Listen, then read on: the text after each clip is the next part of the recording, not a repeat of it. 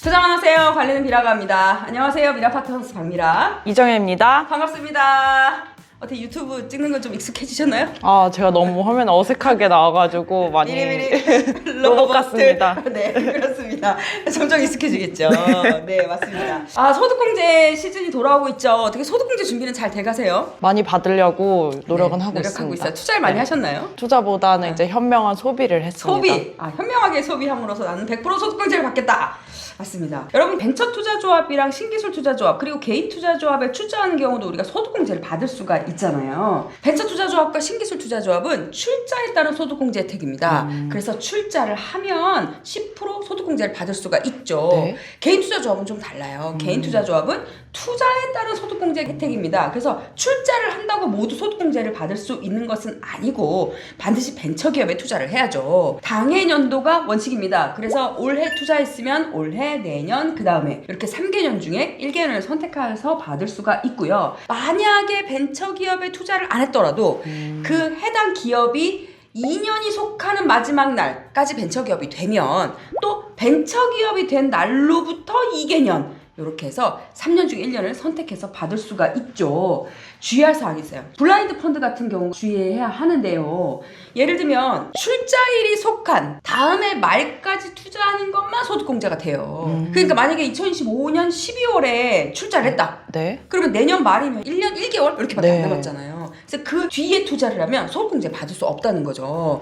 만약에 올해 1월에 설립을 해서 1월에 출자를 했다. 네. 그럼 내년 말이니까 2년 동안 투자할 기간이 있잖아요. 네네. 블라인드 펀드 결성하실 때 내가 언제까지 투자를 할 건지 다음에 말까지 다 투자할 수 있는지 이런 것들을 고려해서 만드셔야 될 겁니다. 그러면 분할납 그리고 네. 수신납의 경우는 어떻게 해야 되나요? 분할납 수신납의 경우 최초 출자일로부터 선정하면 안 돼요. 분할납 수신납인 경우는 분할납 수신납 그 출자 그 시점 LP가 돈을 낸 시점부터 다음에 말까지이기 때문에 네네. 사실 블라인드를 하려면 일시납 하지 말고 네. 분할납 수신납을 해야 이 소득공제를 못 받는 일이 없을 것 같습니다.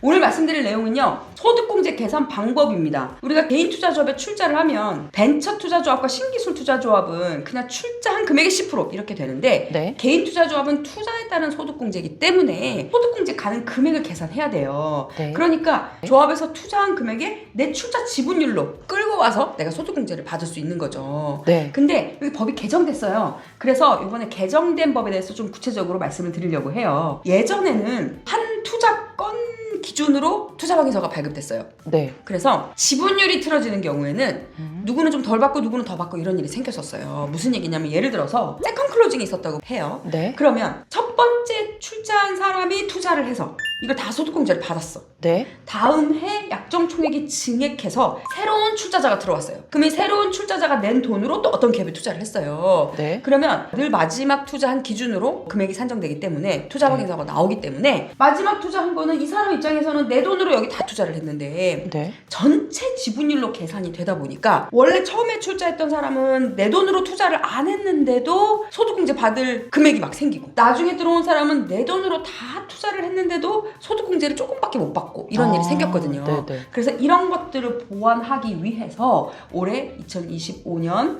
2월에 법이 개정됐어요. 누적으로 계산하자.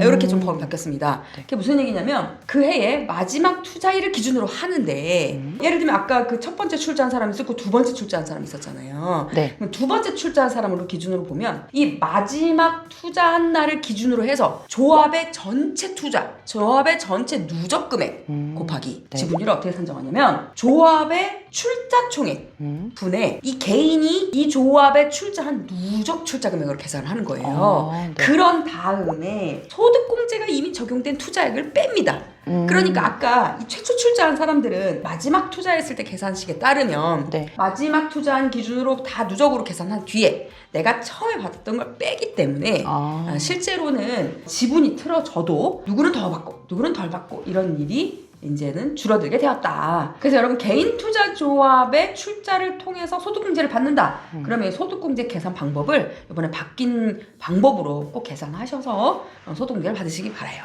출자 지분에 변동이 없을 경우에는 전이나 후나 뭐 계산은 똑같겠네요. 맞습니다. 그래서 이거는 출자 지분이 변동이 생겼을 때 이슈가 생기는 것들을 좀 보완한 법 개정이기 때문에 네. 한 기업에 투자 투자를 하면 어차피 뺄 게 없잖아요. 그죠? 네, 네. 그래서 프로젝트 펀드라든지 지분의 변동이 없다든지 이렇게 되는 경우에는 크게 변동이 없을 것 같습니다. 여기까지 하겠습니다. 감사합니다. 감사합니다.